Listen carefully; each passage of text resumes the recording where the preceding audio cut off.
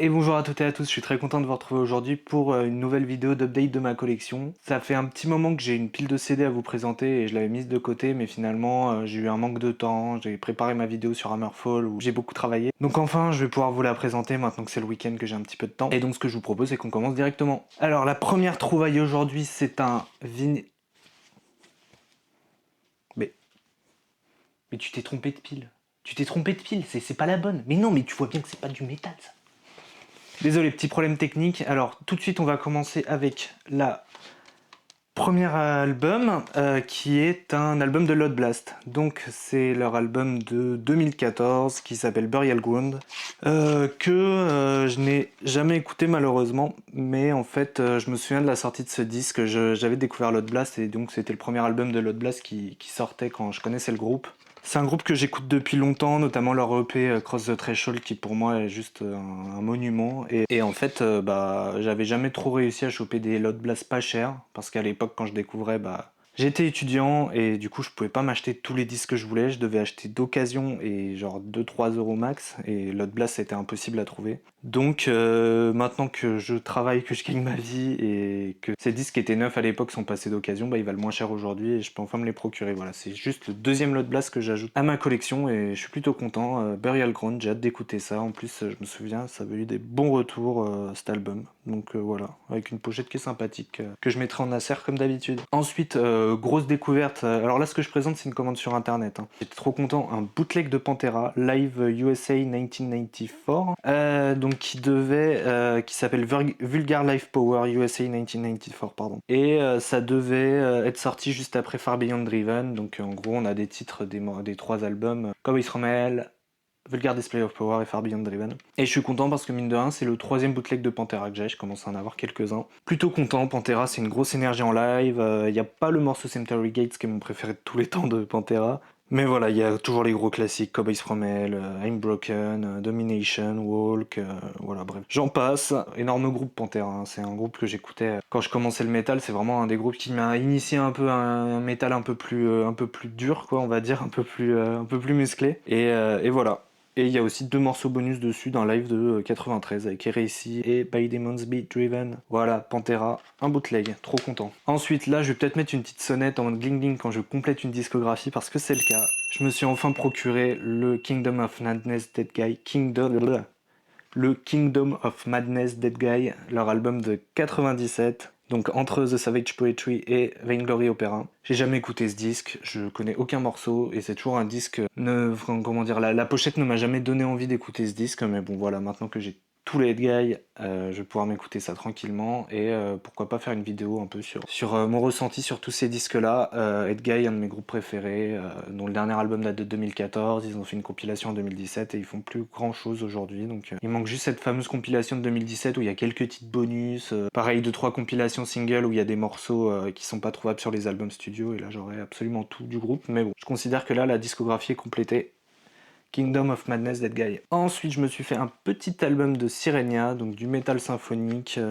Alors, c'est un EP, c'est pas un album. Sirenian Shores. Il y a 5 pistes dessus. Le morceau Sirenian Shores, un remix d'un de leurs morceaux, une version acoustique. Et deux autres morceaux. Il y a peut-être une reprise, vu que je vois une petite astérisque après un des morceaux, mais je sais pas trop, voilà. Sirenia, c'est un groupe que j'avais découvert il y a plusieurs années où je voulais un peu creuser le métal symphonique, c'est-à-dire aller plus loin que Nightwish et Epica. Et honnêtement, j'aime bien. Alors après, c'est un groupe où j'ai un peu du mal à suivre parce qu'en fait, il y a beaucoup de changements de line-up et du coup, je m'y retrouve pas trop. Enfin, pour moi, il y a une continuité entre les disques, mais vu qu'il n'y a pas trop de stabilité dans le line-up, voilà, j'ai un peu du mal à comprendre l'identité du groupe. Mais voilà, bon, en tout cas, sorti sur Napalm Records et c'est toujours cool d'avoir des EP, c'est des petits disques. Moi, j'aime bien, je trouve ça fait très collection d'avoir des EP, des CD singles, des choses comme ça. Je me suis également fait un Amon Amarth, alors One Cent from the Golden Hole. Que dire sur Amon Amarth? Pareil, c'est un groupe que j'écoutais beaucoup quand je débutais le metal, qui m'a un peu initié au death metal mélodique, quoi, avec Arch Enemy. Et moi, mon album préféré d'Amon Amarth, c'est The Avenger. J'ai hâte d'écouter ça. En plus, c'est le même producteur, Peter Tägtren. Donc voilà, je pense que ça va me plaire, hein, vu que c'est à peu près la même. C'est à un an d'écart de The Avenger avec le même producteur, donc ça devrait être cool. Et voilà, Amon Amarth, j'en écoute plus trop. Je reviens toujours sur les deux mêmes, quoi. The Avenger et Deceiver of the Gods, qui étaient sortis sorti quand je commençais à m'intéresser au groupe, quoi, vers 2013. Et ce qu'ils ont fait après, la Yums Viking, Berserker, tout ça, là, j'ai pas spécialement écouté. Après, il y a les albums un peu cultes du groupe, là, que j'aime bien, genre Wizard on Honor Side, Twilight of the Thunder God, voilà, bon bref. Amon Amarth, c'est très connu, et je suis content, de temps en temps, je m'en prends un quand j'en trouve un pas cher, et là, c'était le cas, donc Once and From the Golden Hall, un de leurs premiers. Et ensuite, alors là, c'est une découverte totale. En fait, je connais le nom du groupe parce que quand j'étais toujours ado, je regardais des vidéos YouTube de collectionneurs qui montraient leur collection et souvent je voyais ce groupe, donc ça m'a toujours intrigué de par son nom. Mais j'ai jamais écouté parce que j'ai jamais réussi à me procurer un CD. Et là, j'ai enfin passé le pas vu qu'il c'était pas cher. Je parlais d'Axel Rudipel, donc un guitariste, je crois, qui a un projet comme ça, je connais pas, il doit être allemand. Publié sur Steam Hammer en 1989, Wild Obsession, le premier album du groupe, j'ai trop hâte de découvrir ça. Vu que je fais pas les choses à moitié, j'en ai pris 2 autres. J'ai pris leur album de 2004 qui s'appelle Kings and Queens, aussi que j'ai hâte de découvrir, voir un peu ce que donne le groupe dans les années 2000. Et leur album de 2008 qui s'appelle Tales of the Crown. C'est ça, ouais. Tales of the Crown. Pareil, à découvrir Axel Rudipel, j'ai jamais écouté. Je pense que c'est du Eevee. En tout cas, ça a son public. C'est un nom qu'on voit tourner. Après, c'est pas la première division, c'est peut-être pas la seconde, mais en tout cas, c'est un groupe qui est quand même assez connu et qui a une longue carrière. Donc c'est qu'il a dû avoir son succès quand même. Voilà. Axel Rudipel, Tales of the Crown. Ensuite, j'ai profité d'une petite balade à Angers pour retourner à la Fnac. Alors la Fnac, c'est très cher, hein, donc j'y achète pas souvent des choses, mais c'est vrai que parfois je craque un peu, notamment quand les objets en fait s'accordent bien avec d'autres objets de ma collection. Donc je vais vous expliquer. Dans un premier temps, pourquoi j'ai craqué? Parce que complétion discographique, j'ai chopé le dernier Hammerfall qui me manquait en fait, Hammer of Dawn, leur album de 2022, que je me suis écouté hier pour le coup. En fait, Hammerfall, ils se renouvellent pas spécialement, mais je trouve que c'est toujours très qualitatif ce qu'ils font, et notamment sur cet album, il y a le morceau Venerate Me, qui quand il était sorti en single, j'avais vraiment adoré. Et je sais pas, parfois en fait quand je regarde ma collection de CD, souvent je me mets à chantonner une musique, et en fait c'est un peu comme ça, je me dis, ah bah la première musique que je chantonne, ça va être l'album que je vais écouter. Et alors, très souvent c'est des albums que j'ai pas, et notamment je me chantonne très souvent Venerate Me, le refrain de Venerate Me, donc je suis content d'avoir l'album, comme ça je pourrais l'écouter quand je me chantonnerai ce refrain, et je trouve que c'est un excellent morceau, c'est un de mes préférés du groupe, facilement peut-être dans le top 5, hein, pour vous dire à quel point même en 2022 le groupe continue à être très pertinent pour moi. Ensuite à la Fnac j'ai aussi craqué, là c'est à cause d'un viewer plutôt que sur ma première vidéo des écoutes que j'ai faites, je parlais de Breeding Death de Bloodbath, et il m'a dit que pour lui cet album était culte, et il m'a recommandé le premier album du groupe et le deuxième. Donc je te remercie énormément si tu regardes cette vidéo. Et en fait, du coup, je me suis procuré le premier album de Bloodbath, donc qui s'appelle Resurrection Through Pain, non, Resurrection Through Carnage, avec Michael Ackerfeld au chant encore, de ce que j'ai compris. Et en fait aussi, ce qui m'a fait l'acheter, c'est non seulement cette petite anecdote, mais en plus que c'est aussi sur Peaceville. En fait, le premier EP, je l'ai aussi sur Peaceville, donc je me suis dit, tiens, je vais continuer. En plus, il y a l'espèce de petit logo de Peaceville là, sur le truc, donc ça, ils vont bien s'aligner dans les racks à CD. Et voilà, content, hâte de découvrir ça parce que j'ai adoré Breeding Death et j'ai hâte de voir ce que ça donne, un album complet de Bloodbath, donc groupe de death metal que je suis en train de découvrir petit à petit. Et pour le coup, ce qui est rigolo, c'est que je le découvre assez chronologiquement, quoi. J'ai commencé par leur premier EP, je vais faire le premier album, et puis si je trouve le deuxième, un de ces quatre, pourquoi pas. Alors là, pourquoi j'ai acheté ça, moi-même je ne sais pas trop pourquoi, mais je l'ai acheté parce que super pochette, et puis j'avais envie de découvrir un nouveau groupe. Ulver, leur première démo Vargnat, ou leur premier EP, il me semble que c'est plus une démo, hein, de 93. The Legendary Demo Tape, ouais, donc c'était leur première cassette démo, composée de 6 titres et d'un titre en live de l'époque, donc le titre Vargnat. La pochette m'a juste intrigué, quoi, cette espèce de dessin Moyen-Âge avec une sorte de bête du Gévaudan dessus. Et en fait, moi j'aime beaucoup ces espèces de disques qui sont des compilations des démos. J'en ai acquis une il y a pas longtemps et je trouve ça vraiment génial, je vais vous la montrer d'ailleurs. C'est vraiment incroyable, c'est Days of the Massacra de Massacra, qui est une compilation de leurs 3 premières démos, et donc Nearer from Death, Final Holocaust et Legion of Torture. Ça c'est paru sur Osmose, ça c'est sur Peaceville encore, tiens. Donc voilà, en fait j'avais beaucoup aimé cette compilation de démos. En fait en voyant celle-là, je me suis dit tiens, c'est quand même une bonne idée, je vais découvrir Ulver avec leur première démo et puis après je verrai si le groupe me plaît. Alors à mon avis c'est du black on va dire un peu traditionnel sur leur première démo, et après apparemment ils ont un peu cherché des sons plus expérimentaux, je crois. Je connais pas du tout le groupe, donc j'ai hâte de pouvoir vérifier ça. Et enfin là, le dernier petit craquage à la Fnac, hein, ça va être l'album de Behemoth qui s'appelle Grom, donc leur période black metal. Pourquoi je l'ai pris? Parce qu'en fait, c'est un digibook. Et en fait, moi, je commence à avoir quelques digibooks de. Voilà, je vais essayer de faire en sorte que ça fasse la mise au point. Hop, voilà. Donc je commence à en avoir pas mal, et pareil, ils sont tous noirs avec une écriture dorée, donc en fait je trouve que ça va vachement bien ensemble. Voilà, Behemoth je connais beaucoup pour leur période Black and Death Metal, donc notamment l'album Demigod, l'album The Apostasy, et en fait j'aime beaucoup The Satanist aussi, que j'avais acheté un peu de temps après sa sortie, que j'aime beaucoup. Il y avait une grosse promo autour de ça, c'était à peu près en même temps que le War Eternal de Arch Enemy, et Behemoth j'ai jamais écouté leur période Black, donc j'ai hâte de découvrir ça avec Grom, qui est une sorte de classique du groupe. Et quelle année, je ne sais pas, mais en tout cas c'est une réédition de 2023. Double CD, alors le deuxième CD Artefact, et une reprise de Mayhem, des morceaux faits en répétition, en live, un morceau qui s'appelle Total Disaster. Ah oui, ça doit être une reprise de Destruction, de ce que je vois. Bon bref, encore un petit disque 2 avec des petites pépites qui vont être rigolotes à écouter. Voilà, Behemoth, Grom, super pochette aussi. Et enfin, tout allait bien jusque là.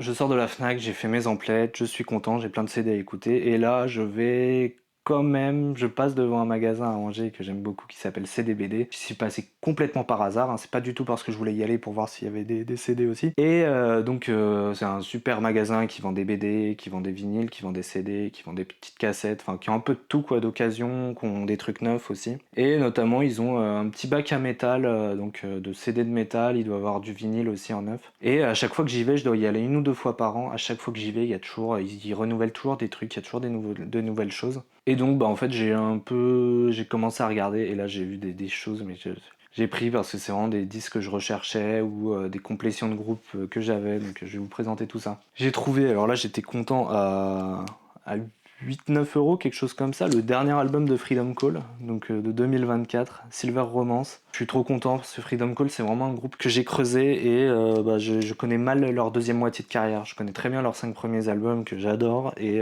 j'ai toujours eu du mal à me procurer leur dernier. Et donc trop content d'avoir Silver Romance. J'ai vu qu'ils avaient eu des bonnes reviews. Freedom Call, une musique qui est super joyeux, super bonne ambiance, faut pas trop se prendre la tête en écoutant ça, hein, c'est pas les grands paroliers on va dire, hein, mais ça file toujours une super pêche d'écouter ça. Silver Romance de Freedom Call 2024 de cette année, donc pour une fois que j'achète des albums qui sortent l'année même, Freedom Call Silver Romance avec une pochette qui est très colorée, très cool, et qui a un petit dragon là.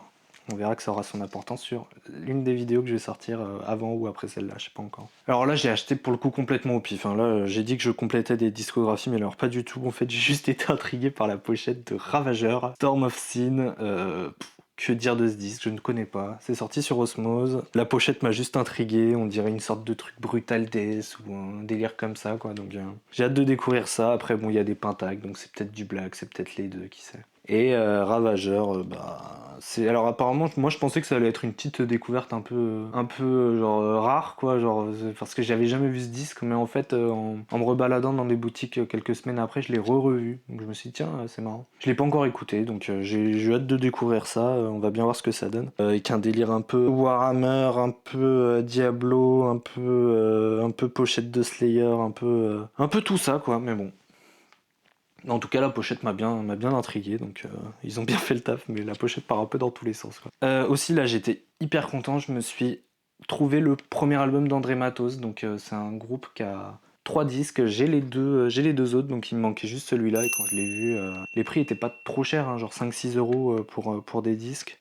Sorti sur SPV, Steamhammer. Que dire, André Matos, c'est un chanteur que j'adore, hein. Si vous regardez un peu les vidéos de cette chaîne, vous devez le savoir, je pense. L'album s'appelle Time to Be Free, et c'était le moment pour lui d'être libre parce qu'il venait de se barrer de Shaman, et enfin faire sa carrière solo qu'il voulait. André Matos. Et j'ai hâte de découvrir ça, j'ai bien aimé les deux autres, donc je pense que je vais bien aimer aussi. Ensuite, en fait, je venais de sortir de la Fnac avec la première démo d'Ulver, et j'ai retrouvé un autre disque d'Ulver. Et alors là, ça fait pas trop blague sur les visuels, alors on va bien voir ce que ça donne. L'album s'appelle Thames of William Blake's The Marriage of Evan and Elle. Donc un double CD avec, je pense, un album concept.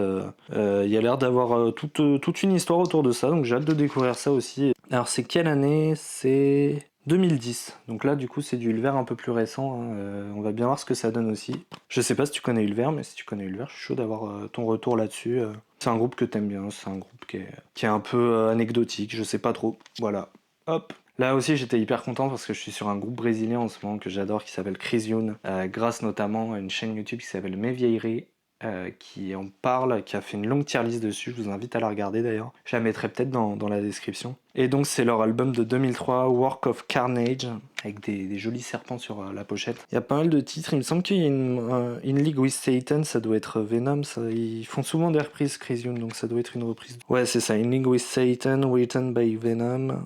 Sorti sur Century Media par Crisione. J'aime beaucoup les deux premiers. J'aime beaucoup les deux derniers. Et j'ai leur album Bloodshed, qui est une sorte de compilation entre un EP qu'ils avaient fait et des nouveaux titres. Donc je continue un petit peu à creuser cette discographie de ce super groupe Crisione qui a eu un énorme impact sur la scène death metal brésilienne, qui a incité, je pense, les labels à investir dans d'autres groupes du genre et notamment un groupe qui s'appelle Ancestral Malediction.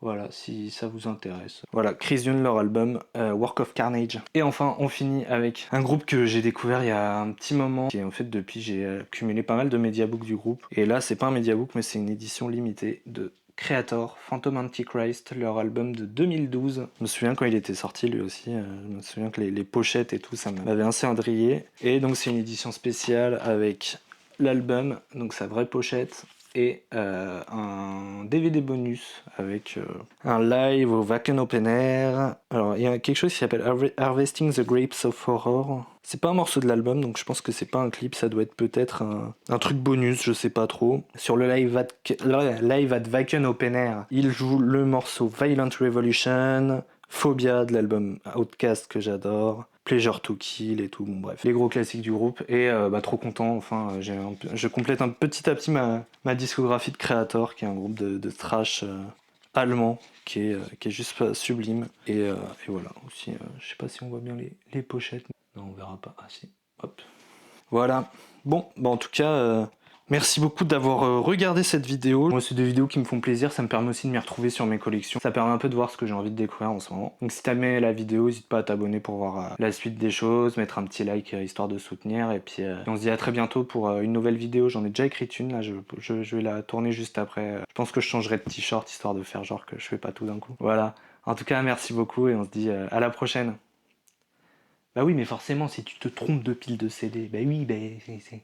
En plus, c'est un vinyle, j'achète pas de vinyle. Et puis Michel Sardou, il est polémique, ce gars, quoi. T'as envie qu'on se fasse cancel ou quoi?